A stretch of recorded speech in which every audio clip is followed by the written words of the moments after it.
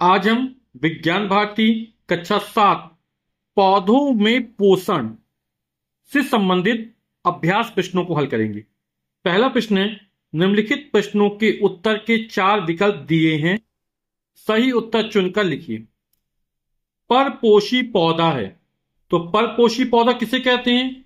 ऐसे पौधे जो अपना भोजन स्वयं नहीं बनाते हैं और ये क्या होते हैं, भोजन प्राप्त करने के लिए अन्य पौधों पर आश्रित होते हैं। ऐसे पौधों को परपोषी पौधे कहते हैं ना। और जो परपोषी पौधे होते हैं वो 4 प्रकार के होते हैं। मिटोपजीवी होते हैं, परजीवी, सहजीवी एवं कीटभक्षी। तो यहां परपोषी पौधा जो है वो कौन सा है?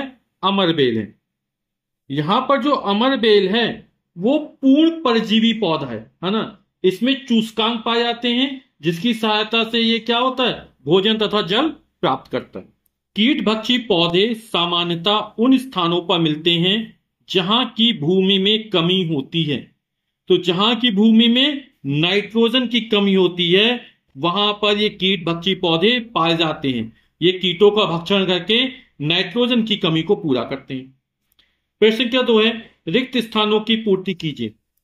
हरे पौधे अपना भोजन स्वयं बनाने के कारण कहलाते हैं।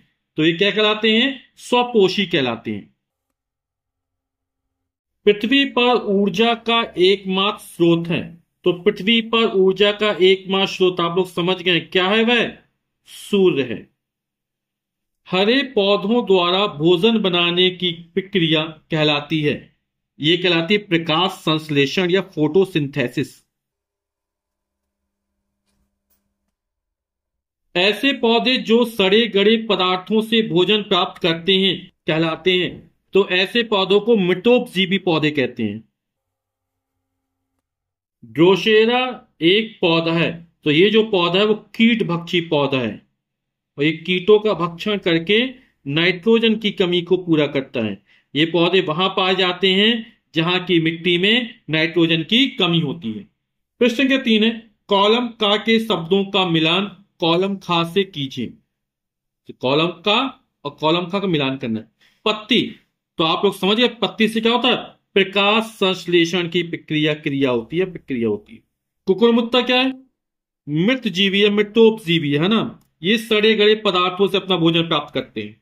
लाइकेन एक सहजीवी पौधा है जिसमें कवक और शैवाल का सहजीवन होता है। अब यह है ड्रोसेरा कीटभक्षी पौधा है। ड्रोसेरा कैसा पौधा है? कीटभक्षी पौधा है। और जंतु क्या हो जाएगा? विषमपोषी हो जाएगा। प्रश्न के 4 है, संक्षिप्त उत्तर दीजिए। पत्तियों में पाए जाने वाले हरे वर्णक को क्या कहते हैं?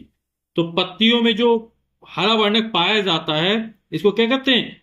पर्णहरित कहते हैं या क्लोरोफिल कहते हैं। अपना भोजन स्वयं न बनाने वाले जीव क्या कहलाते हैं? और ये जीव जो होते हैं वो परपोषी कहलाते हैं।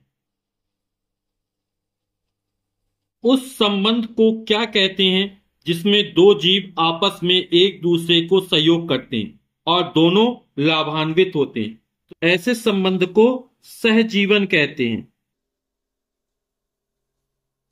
और ऐसे पौधे सहजीवी कहलाते हैं, है ना। जैसे पौधों में पाए जाए, जैसे दाल कुल के जो पौधे होते हैं है ना, उनकी जड़ों में राइजोबियम नामक जीवाणु पाए जाते हैं।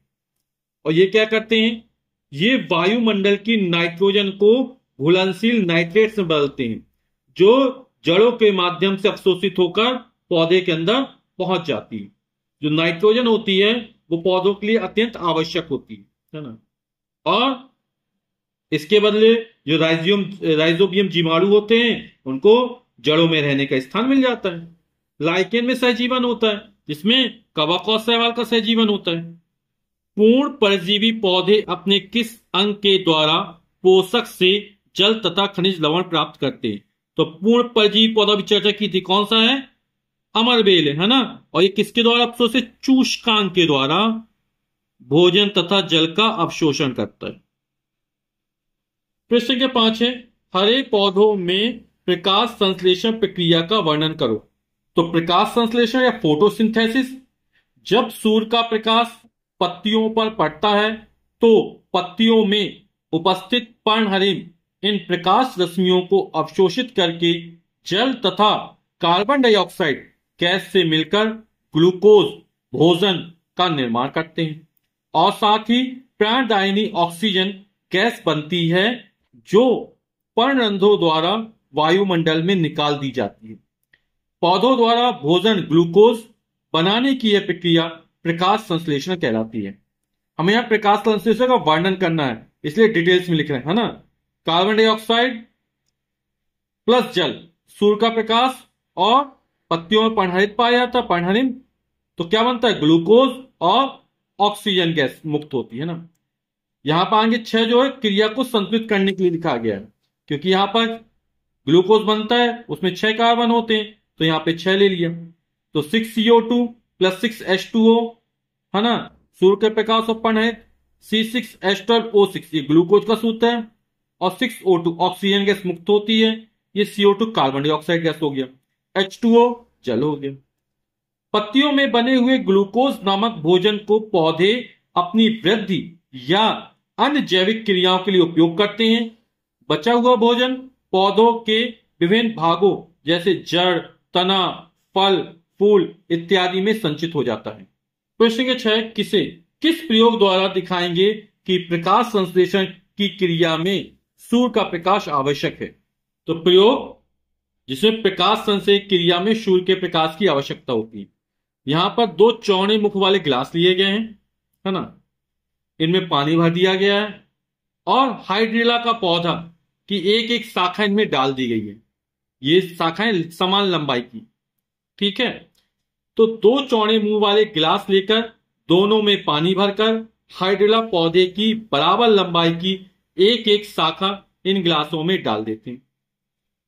अब जो पहला गिलास है इसमें शाखा जल में डूबी है तथा इस पर सूर्य का प्रकाश पर्याप्त पड़ रहा है, जबकि ये जो दूसरा गिलास है ना, इसमें शाखा जल में डूबी है, किंतु ये जो गिलास है इसको काले कागज से ढक देते हैं ताकि इस पर सूर्य का प्रकाश ना पहुंच सके।